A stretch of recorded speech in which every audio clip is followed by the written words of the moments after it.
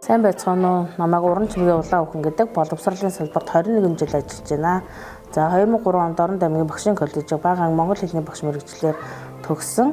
За ажлын гараагаа Баян Түмэн сумын ерөнхий боловсролын сургуулиас эхэлж 2014 оноос Орон аймгийн 8 дугаар сургуульд одоо хүртэл тасралтгүй 11 жил ажиллаж байна. Уран чимгийн улаан хүүхэн эрдэм шинжилгээний шилдэг ихтгэл шалгаруулах хуралдаанд тогтмол оролцож дараах амжилтуудыг үзүүлсэн байна.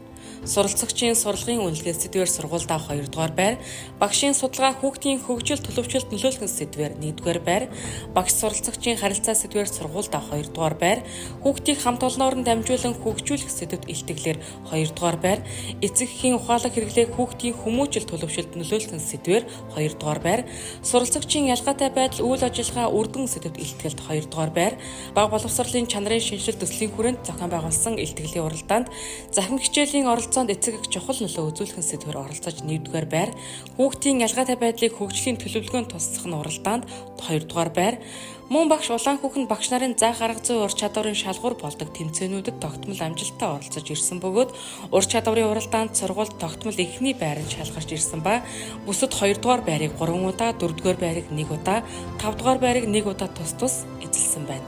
Үүнээс гадна аймгийн мэргэжлийн олимпиад болон ханвал зохицлбор сургуулийн нэрэмжит олимпиадын бага анги монгол хэл багш төрөл тогтмол оролцож 5 удаа 3 дугаар байр, 3 удаа тусгай байр эзэлсэн амжилтыг үзүүлжээ. Ур чадвар 2015 уралдаанд оролцож аймагт 2 дугаар байр, улсад топ 20 хичээлээр шалгарч портал сайтад тавигдсан.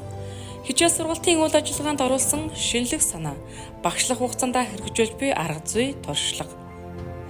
Өгүүлбэртэй бодлогоор сурагчдын сэтгэх чадварыг хөгжүүлэх, зургийн дарааллын дагуу зурх арга зүйгээр сурагчдын зурх чадварыг хөгжүүлэх, зургийн цээж бичгээр унших чадварыг дэмжих, ардын уламжлалт тоглоом надгаагаар багаар суралцах чадварыг дэмжих зэрэг үйл ажиллагаа туршлагаа даасан анги бүртээ хэрэгжүүлэн тодорхой үр дүнд хүрээд байна.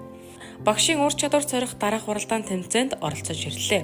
Үүнд нэгж хичээлийн хөтөлбөрийн уралдаан, заах арга ур чадварын уралдаан, сургууль хүмүүжүүлэлт илтгэлийн уралдаанд тус оролцож иржээ. Нийгмийн итүх сайн дурын үйл ажиллагааны оролцоо. Бусдад туслах, сайхан сэтгэлтэй иргэн болж төлөвшүүлэх зорилгоор сурагчдыг сайн үлсийн аян тогтмол урайлан дуудаж, анги хамт олноороо аянуудад итүх санаачлагтай оролцож ирлээ.